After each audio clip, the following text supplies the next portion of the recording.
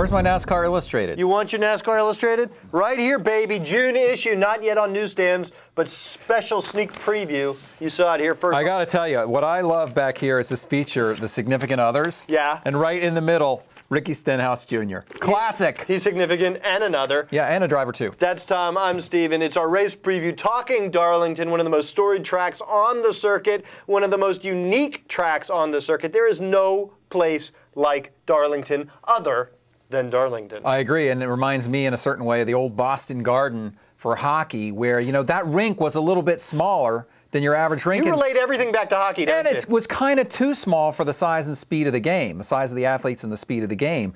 That's what Darlington's like. It's a little too small, even though it's a mile long, for as fast as these cars get around there. So it takes a special kind of driver to handle this racetrack. Long. Yeah, it's over a mile long. It's a mile and a third. Yeah, it's over a mile long. And I mean, it's so you'd think, well, that's the super speedway. That should be, you should be good there, but it's just so very narrow. It's really narrow. It's very narrow. Egg-shaped, so the two ends of the racetrack are not symmetrical, which means you got to kind of compromise on your setup a little bit, and you got to run into those corners differently on both ends of the racetrack. And you know, you've got to race the track. That's the cliche here, but I think it's true. You have to run your race at this racetrack. You can't get too caught up in what your fellow competitor is doing. It takes a very savvy individual, a patient individual to run well here. Just think of your kind of classic smart race car drivers, the guys that are calculating out there, the guys that are patient, and I think you'll find a lot of those drivers do well here. And we're going to talk specifically about who those drivers are in just a minute with our special guest right after this.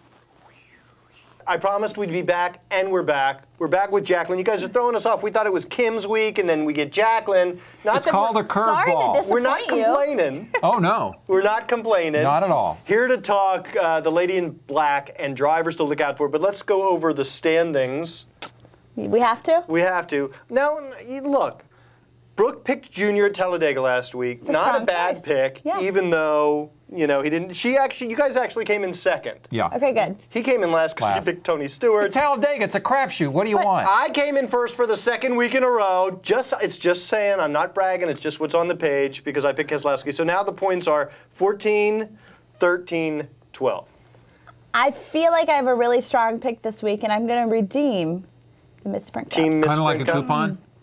Yeah. And you all should be in black Something this like week.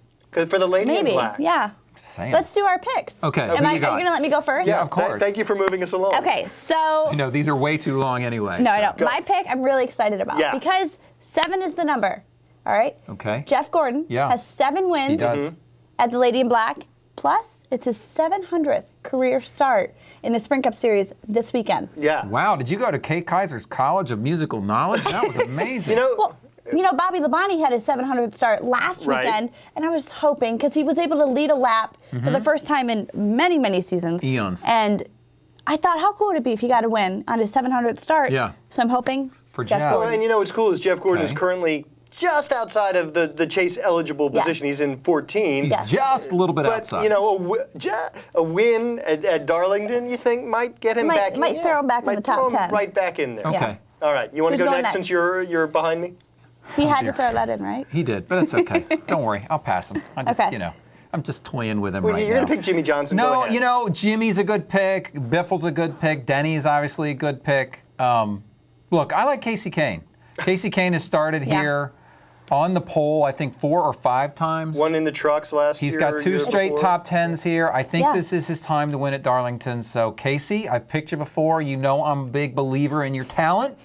Now's the time to pick me up and go ahead and go to victory lane, because I do get bonus points if he does actually win the race, correct? You know, strong pick there. Thank Give you. me a Fist bump. I thought you were holding a virtual microphone. No, because Hendrick has the most wins at the Lady in Black with 14. Yep. So we're Team Hendrick over here. He's got a little man crush about on you? Casey. No. Oh, It's what true. about I'm not I going can to deny it. Okay, you know, I'm really intrigued by Denny because he's so good here. He has an awesome finishing average of 5.9, yet it's his first race back after the injury. That's why I strayed away We from assume him. he's going to run a full race, but, you know, I guess you never know. And so I'm torn. Do I go for the Denny Hamlin pick? Or do I take that chance? And I think I'm not going to take that chance. I think I'm going to fall back to a guy who's good here, who has been strong this season and is sort of ready for a win.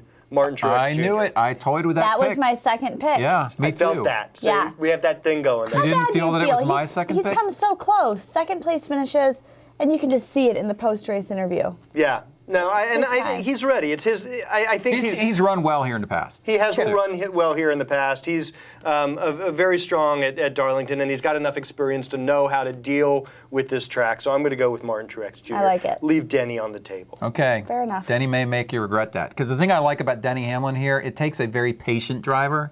And you think about the tracks Denny is good at. Yeah.